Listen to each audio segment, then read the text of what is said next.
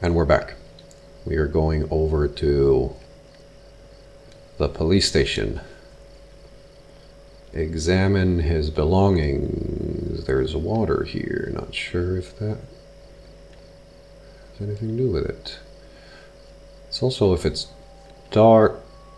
There's a street light there. I was thinking maybe people would need to know this area, sort of. If they're running around on the street with cobblestones like that. Alright.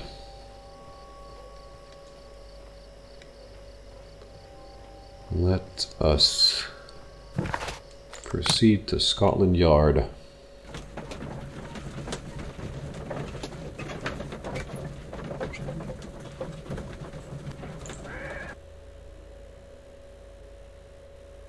Mr. Holmes, whatever brings you here so late at night?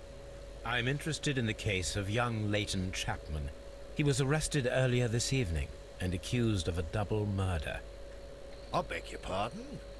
That case is quite clear to the police. Or are there any new facts that we don't know about? Who knows, Inspector? Look, you are free to investigate, of course, Mr. Holmes. Chapman was arrested with a revolver in his possession, which you can find in the evidence room. The suspect himself is in custody. Did you find anything else on his person? A few personal belongings. Nothing particular, Mr. Holmes. Thank you, Lestrade. So, the earlier notion of getting false testimony from the guy there, he said that there were two different types of shots in a way, which sort of excludes him lying if the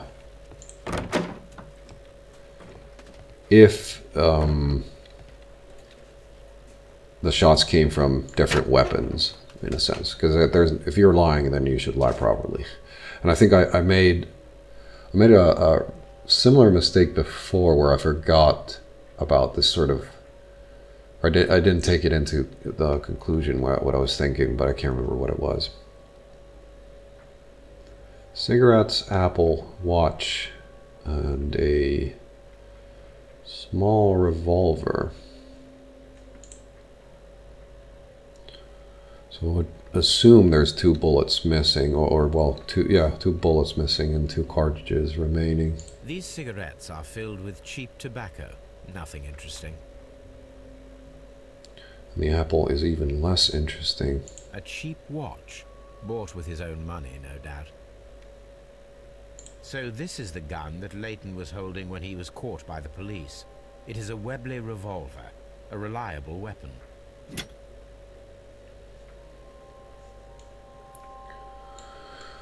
So just as predicted,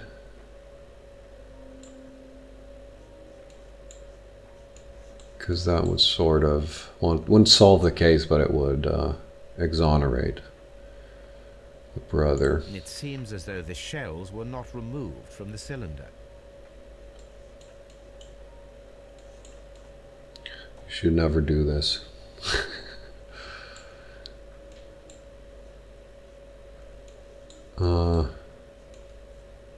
Looks like a really sturdy revolver. So you have to... Where's the mechanism? I think it's there. No, maybe. Push these down and then you pull the top open from there. Take the shells out, cartridges out, and put in new ones. Is there any detail here? I guess we'd have to figure out where he got the weapon, first of all, whether he's guilty or not.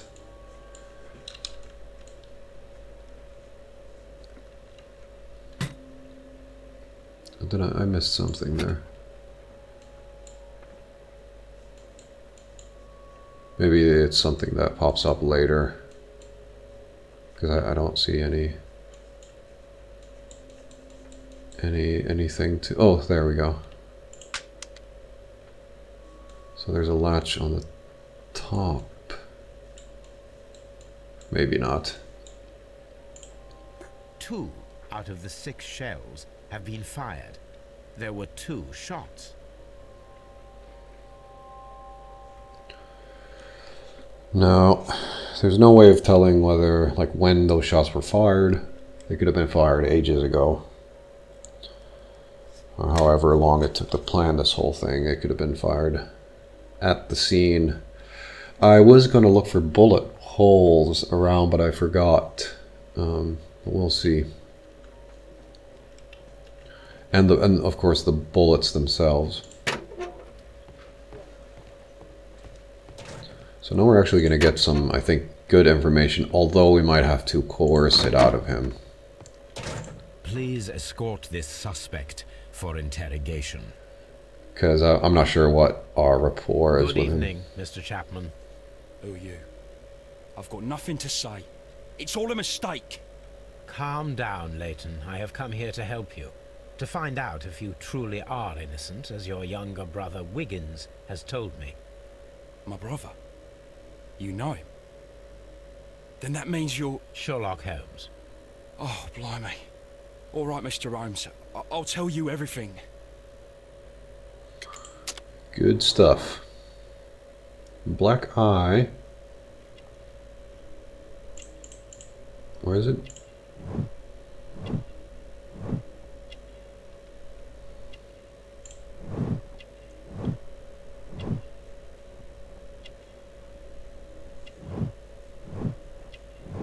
Oh, it's like the whole side of the head. Covering up his... Oh. Yeah, he does look rather rich. Well, not rich, but wealthy for his sort of standing, I guess. Good. Tell me your account of what happened. I left my work and I hurried up to see the fireworks in Whitechapel. I was late, so I decided to cut through Half Moon Street. I saw the first fireworks light up in the sky. I bumped into a constable on a corner before entering Half Moon. Then suddenly, what with all the firework flare, I saw 2 men. They were both lying flat in the middle of the street. I stopped where I was. I thought about turning back to the police, but as I was thinking of that, I saw a third person. He was leaning over the body that was furthest from me. The second I saw him, he raised his head and he stared at me. In a flash, I saw his gun, but he made a dash for it instead and he escaped through Whitechapel Street.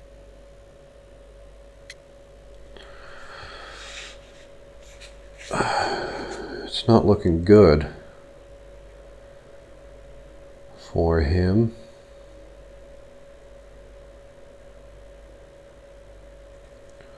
So, I'm not sure if there was any other man there. So you might still have had time to return to the constable. I panicked. I didn't know what to do. Anyway, I approached the bodies just to see if they were still alive. I saw that one had blood pumping out of his stomach. He was dying. It was horrible. The second one was already dead. He had a hole in his head. He was holding a gun in his hand though. I took it, and then I followed the third man. Interesting. Pray, continue. I turned a corner, and I saw the man standing in the middle of the street. He seemed to be in some sort of panic. And then, Mr. Holmes, something strange happened. I told the police and they laughed at what I said, but I swear to you, my words are true. I started running towards him. But then I was blinded by a flash. It was so bright that I hardly saw anything for a good dozen seconds. But I kept running forward. As I arrived in Whitechapel, I heard a woman screaming. And then I was caught by the police. But there wasn't a trace of that man. Of course, then they found a gun and all that blood. I couldn't see the murderer escaping and all that mess. Perhaps I was still half-blinded at that moment.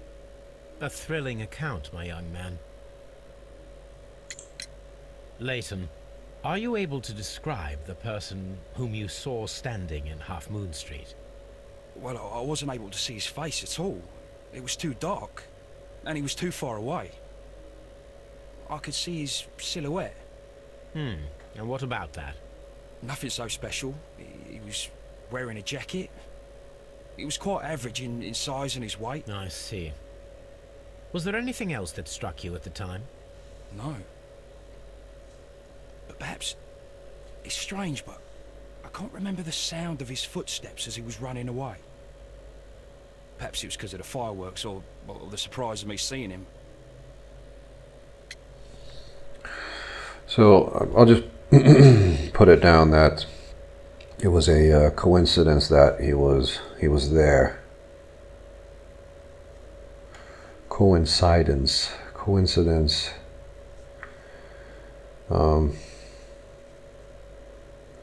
He happened on the murder, but the gun was still left behind.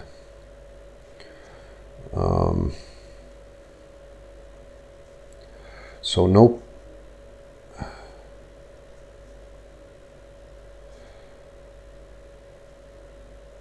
plan for whatever the flash was directed at him, but there might have been a plan for whatever the flash was, like a chemical sort of reaction to create noise. Then there's the other thing about the so the flash might have been a backup plan of some sort.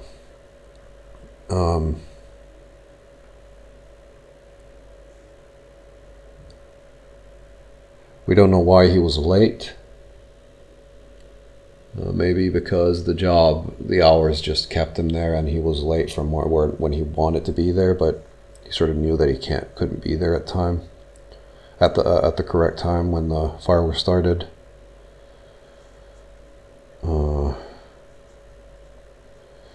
No footsteps, and then me noticing the cobblestones is sort of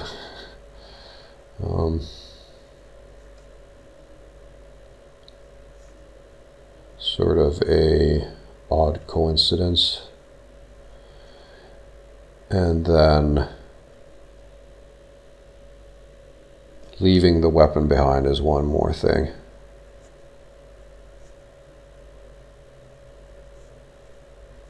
Now, again, someone could be thinking on their feet and just drop it and give it to him.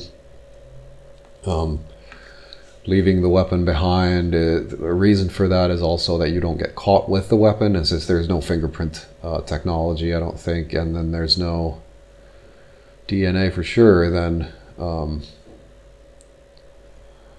there is very little sort of connecting anyone to the weapon. So if the weapon is like a risk assessment in a sense where if the weapon is not personalized to anything, there's no way to trace it to anything or any place or anyone, then you should just leave it there. If you can trace the weapon to somebody, then you should definitely take it with you, even with the risk of getting caught with it in a sense. But I think generally it would make more sense just to leave it in any case. Leighton, I confess I am puzzled. Why should a young lad like you take a gun from the hands of a dead man and set off in pursuit of a probable killer?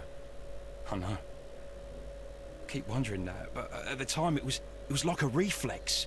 A criminal ought to be arrested, and he was armed. You were willing to risk your life. That was a little foolish, unless you wanted revenge. No, Mr. Holmes. I was just being brave and stupid. Well,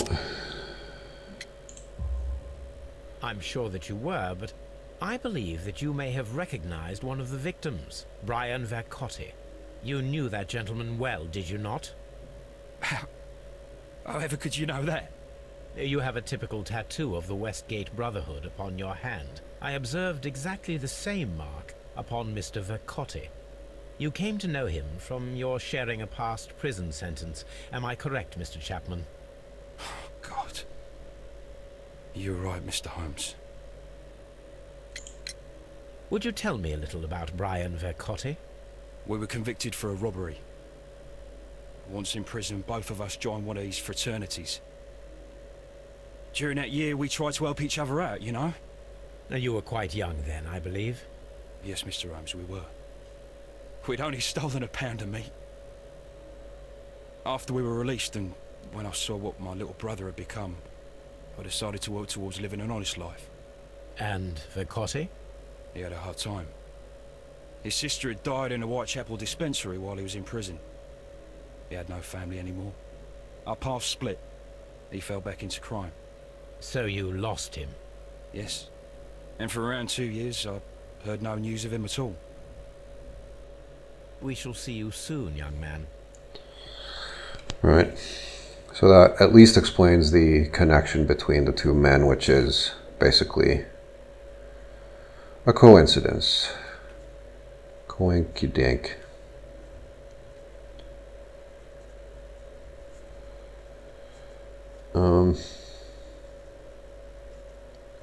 Well, doesn't explain it away, but it at least attempts to explain what happened. So things are still not looking too good.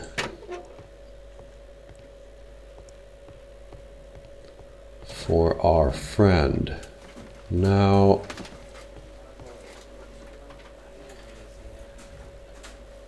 it would be neuron time,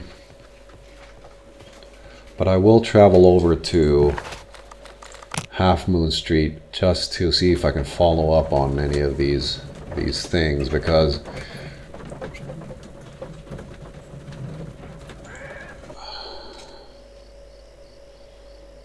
two shots from different weapons.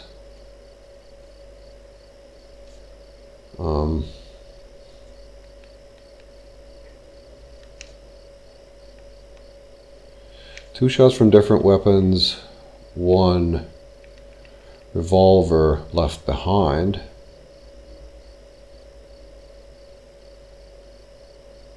Sort of doesn't make much sense.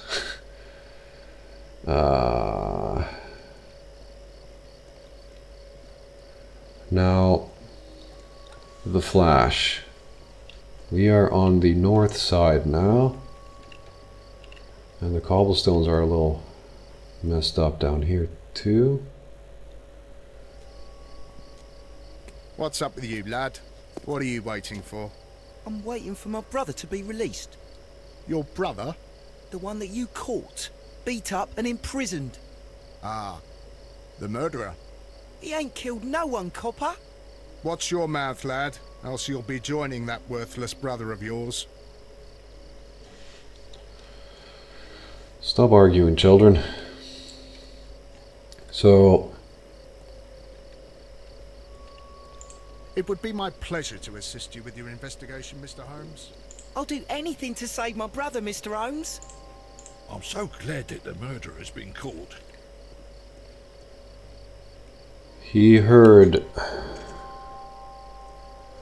So then there's a chance that the second bang, because there's a small chance the bang, because he takes his time to get to the window. He grabs the light, he grabs his, presume maybe a cane or something, and he starts limping towards the window. He says he sees someone with the pistol. He does not see any flash or anything like that. No one else sees a flash.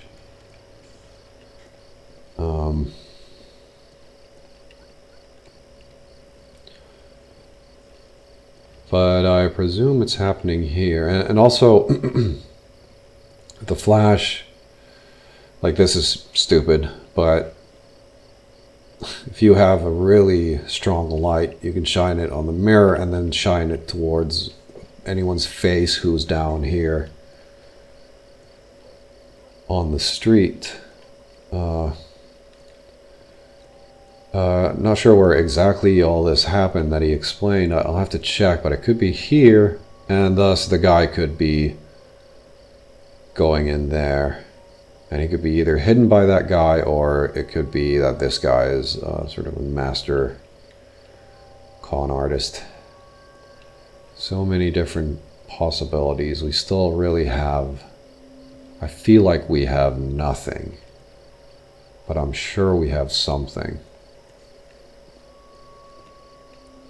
So let's look at the clues. Try to call them clues from now on. Common statement. Common statement? Leighton Chapman is the only person who was seen entering Half Moon Street after Brian Vercotti and Kenneth Butler. He was seen standing over the dead bodies and escaping the crime scene shortly afterward. Now, that is a huge problem. So many sort of coincidences and sort of things to make this a reality. Make whatever is now a reality.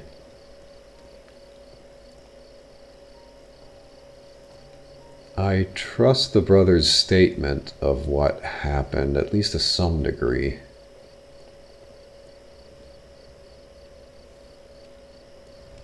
But it's just weird, because if the person can disappear, why would he leave the weapon behind and everything like that? I'm curious.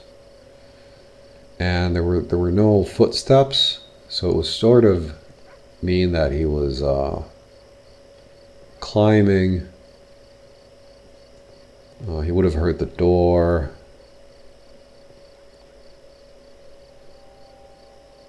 He was picked up, so he didn't have shoes. He went underneath the cobblestones and then put them all back on top of him. Like, none of this makes much sense from what we're seeing right now. We do have the key, so let's investigate that. Locked. No, it doesn't show. Well, maybe it does actually. Does it always show if there's like an object that can be used for something?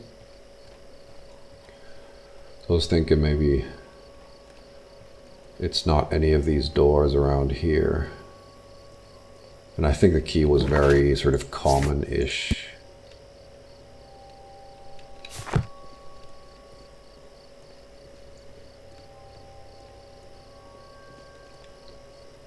So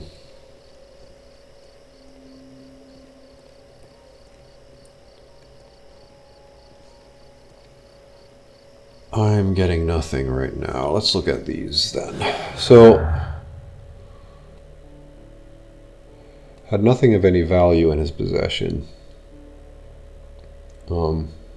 That's true. Old acquaintance.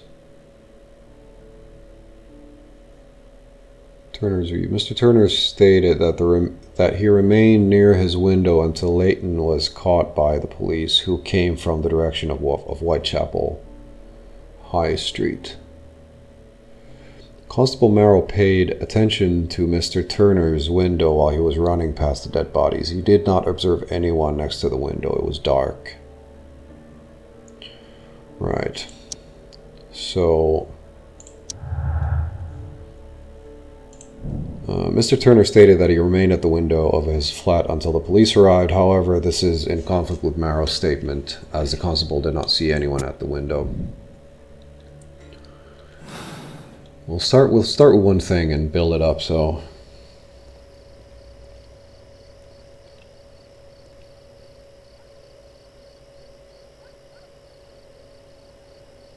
I trust his words, but then like he said he picked up his lamp, came to the window, and stared out. It's a sort of reckless thing to do, and I guess especially for, a soldier. You can't really tell what a person will do. They might do, because you don't hear shots that often, but he's probably seen some shit, so he's not really that panicked in a sense, so he's probably thinking about it. So maybe he's peering down the window without the lamp on, and the moonlight would shine into the window, so probably the chimney's there, but still. Where's the moon now? Does the moon move when I do shit? That's pretty cool. Or maybe I'm just being dumb, which is always the more likely conclusion. The moon is not in the same place. Well, which direction is it at? It's more towards the right, I think, or it's behind a cloud. I don't know.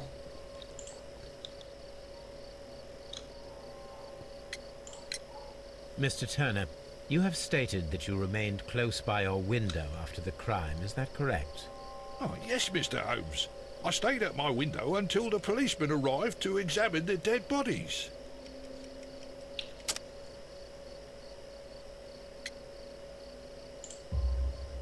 That is very interesting, Mr. Turner. Constable Marrow stated that he did not see anyone at the window when he was running through Half Moon Street. Well, I think Constable Marrow and me, we might have been distracted by the whistles and shouts coming from Whitechapel. We could have missed each other somehow. You understand what I mean? It was a bit of a stressful moment, to tell you the truth, sir. Allow me to form my own theories, Mr. Turner. Would you mind showing me the view that you had from your window? Not at all, Mr. Holmes. Please, follow me. Mr. Turner appears to live very modestly. Open for a paycheck.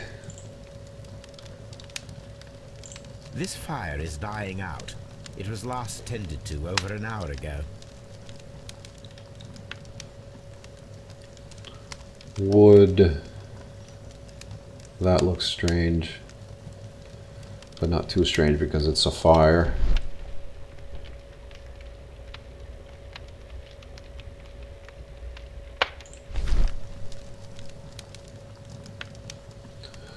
So now I won't do the same mistake that I did previously, which is just to skip this. But it looks like a bunch of papers. And maybe even a book. It could be like a diary. It looks rather...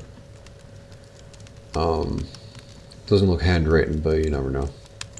The papers are almost entirely burned. I am unable to see what's written here. Can you take... These words are illegible. The papers were thrown into the fire just a short while ago.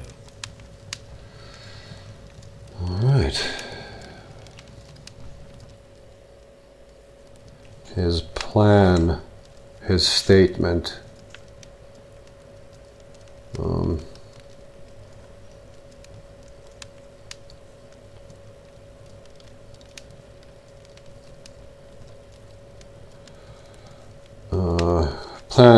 Given plan or given statement for him to say, and he wants to make sure that he can remember it, so he holds on to it to the last minute.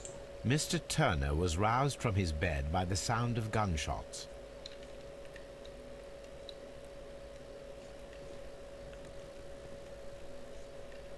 Love just going through his house while he's sitting there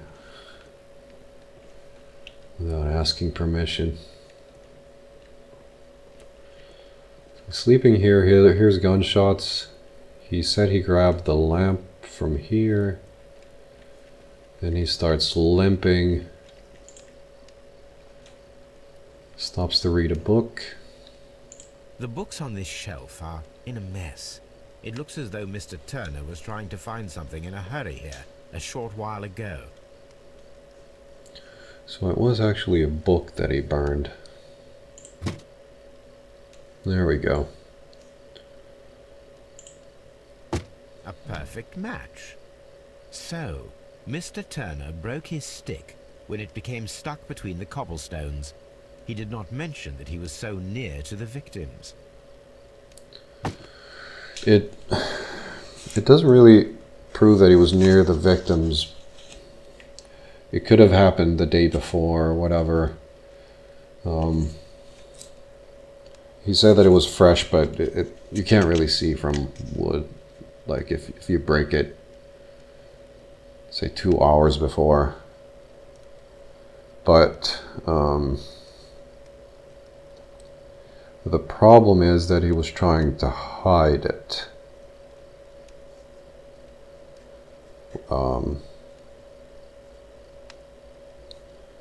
Now it's broken, but still you can still use it because it's not really that much broken. So you know, one of those things.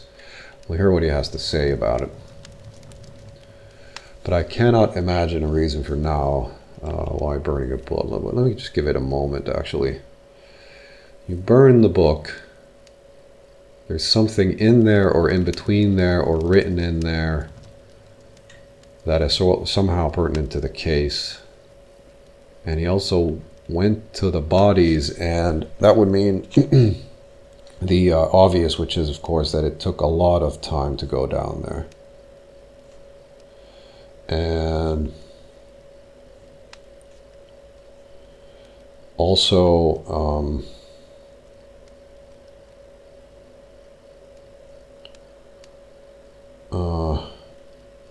what's the other thing I've thought of? God damn it.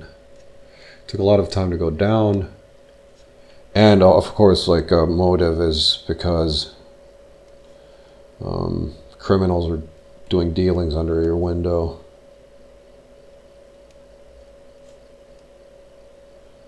Might piss you off.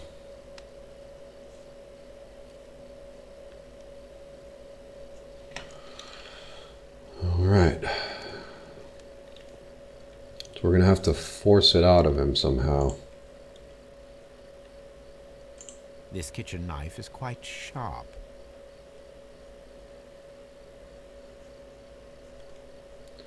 So there's a T there. This does seem like an odd sort of setup for a kitchen table.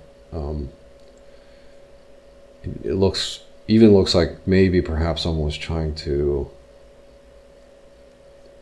heal or sort some sort of injury out, but there's some type of scratches here, which might be what we're looking for. He's been whittling. Oh, shredded paper too. There are pieces of shredded paper scattered over the table. His kitchen knife was used to cut the paper.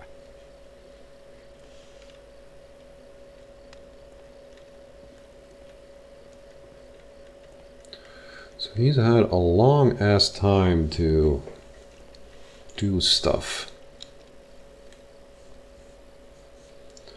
The window is closed. You can't, maybe it's just my screen, but I can't really see anything. So I would have to... So, that's the view Mr. Turner had when he opened the window. Brian Vercotti's contorted corpse. The dead body of Kenneth Butler. Mr. Turner had a perfect view of the crime scene. He saw the bodies clearly, and Leighton Chapman standing over them.